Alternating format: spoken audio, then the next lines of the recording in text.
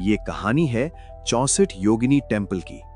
एक ऐसा मंदिर जिसे देखकर हिस्ट्री लवर्स, आर्किटेक्ट्स और कंस्पिरेसी थियरिस्ट्स सब कंफ्यूज हो जाते हैं।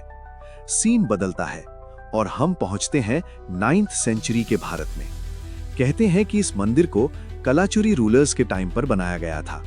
ये मंदिर किसी आम भगवान के लिए नहीं, बल्कि 64 योगिनियों के लिए बनाया गया था। वो मिस्टीरियस डिवाइन फीमेल एनर्जीज जिनके बारे में तंत्र ट्रेडिशंस में जिक्र मिलता है। मंदिर का डिजाइन सबसे अलग है।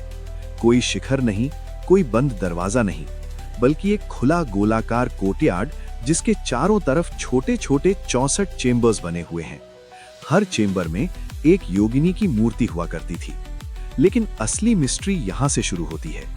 जब लोग इस मंदिर को ऊपर से देखते हैं तो इसका सर्कुलर डिजाइन कुछ हद तक इंडिया की पार्लियामेंट बिल्डिंग से मिलता है। और तब एक थ्योरी जन्म लेती है, क्या पार्लियामेंट का डिजाइन इसी प्राचीन मंदिर से इंस्पायर हुआ था?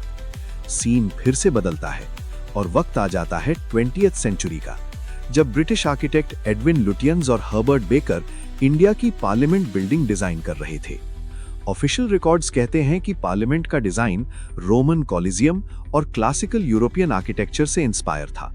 लेकिन कुछ हिस्टोरियंस एक और पॉसिबिलिटी की तरफ इशारा करते हैं कि लुटियंस ने इंडिया के प्राचीन सर्कुलर टेम्पल्स का भी स्टडी किया था, और उन्हीं टेम्पल्स में से एक था 64 योगिनी टेम्पल।